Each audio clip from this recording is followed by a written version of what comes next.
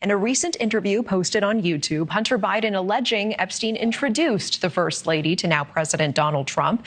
Well, now a letter from one of Melania Trump's attorneys is demanding Biden immediately remove and retract that content while also issuing an apology or risk being sued.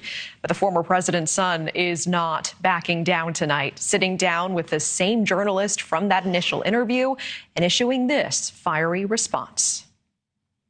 So now we're here maybe to give you the platform to apologize to the First Lady for your statements that you made about her possible connection to Jeffrey Epstein. That's not going to happen. Yeah, for more, we are joined by attorney Mark Reichel here. Mark, it is always so good to see you. And we're seeing Hunter Biden far from being spooked by the threat of $1 billion lawsuit. He is doubling down. He's not apologizing. What does this likely look like? I mean, is the First Lady really going to sue him for $1 billion? And where does that lawsuit go? Before I even go there, I have to congratulate you again, Natasha, for being an Edward R. Murrow Award winner this week. We all found out about that for NewsNation and you. It's an honor to be on your program. Okay. What a lovely thing to say, and and you are my best PR. So thank you so much. It's hallowed ground for you to win something like that. I appreciate it.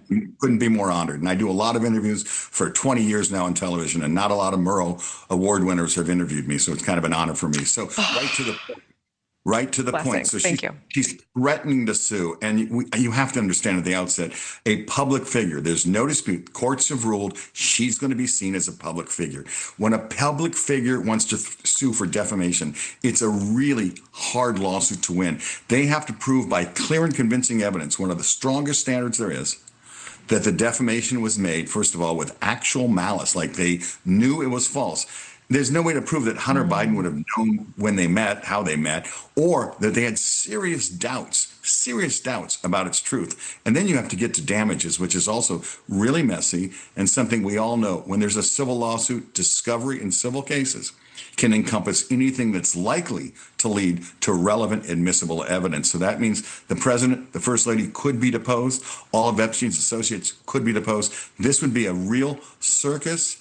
I will say Hunter Biden fights his cases. As we know, he went to trial in his other cases. I think he fights his cases, and he'll have good representation telling him, here, fight this case. Wow. I mean, so Hunter Biden isn't backing down, but others seem to be. We see the Daily Beast pulling its article from Wolf, claiming that Melania Trump was very involved in the Epstein scandal. Democratic strategist James Carville apologizing to Melania on his podcast after repeating the same claim.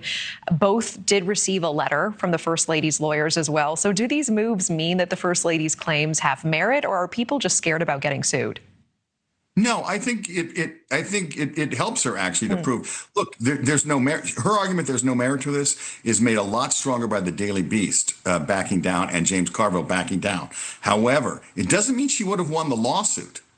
Okay, It means she might be telling the truth. To win this lawsuit, she has to prove that he knew in his heart of hearts that it wasn't true. And unless he was there when they met, he's going to rely on what he hears elsewhere, and everyone's heard it, and he believed it. In an interview this week, President Trump shared that he encouraged the First Lady to sue. Let's take a listen together. Well, I said go forward. I've done pretty well on these lawsuits lately, and I said go forward with it. Jeffrey Epstein had nothing to do with Melania and introducing, but they do that to demean. They make up stories. Yeah, what do you make of the commander-in-chief in this White House being so quick to sue? And have you seen any other White Houses take legal routes like this so eagerly? There's no dispute. No one from anywhere in America in the legal profession will tell you they've seen a president sue so successfully as this president has about defamation type of issues, or issues where they're opposing him and not doing as he wishes. They back down when he's the president, because he has all the forces of the crown. He has the entire apparatus of the state at his disposal, as we know through Pam Bondi and everyone else in that administration. So it's an awesome array of legal force to come after you. But here, so for him to say, yeah, I encourage her to sue, I understand it. But it's not been a libel suit like this. It's not been a defamation suit where this could result in a giant circus where the president's deposed. Suppose Hunter Biden takes this to trial. They would put her on the witness stand. It would be a ratings bonanza, and it's going to tie the Trump family to Epstein. The word Epstein and Trump is going to be intertwined again. Yeah. And we're out of time. I mean, tell me about this. There is the Barbara Streisand effect in law, right? And if our viewers want to look it up, it's a fascinating case. But basically, it's where bringing a case only draws more attention to this thing. If you were advising the Trumps, would you tell them to move forward with this lawsuit? We all have to agree the Epstein issue is the only thing that has landed on this individual, Donald Trump, in the last 10 years in public office, has actually had some traction and sticks to him. And they need to run from Epstein. Mark Reichel, always good to see you. Appreciate you. Thank you so much. Congratulations again, Natasha. Thank you. And I swear we didn't know he was going to say this, but it is true. Next hour, we are showing a clip of NewsNation's now Murrow Award-winning special investigation, Growing Broke, Forever Chemicals in America's Heartland. How these forever chemicals tied with cancer are ending up in your food supply, in your body. That is next hour. Don't miss it.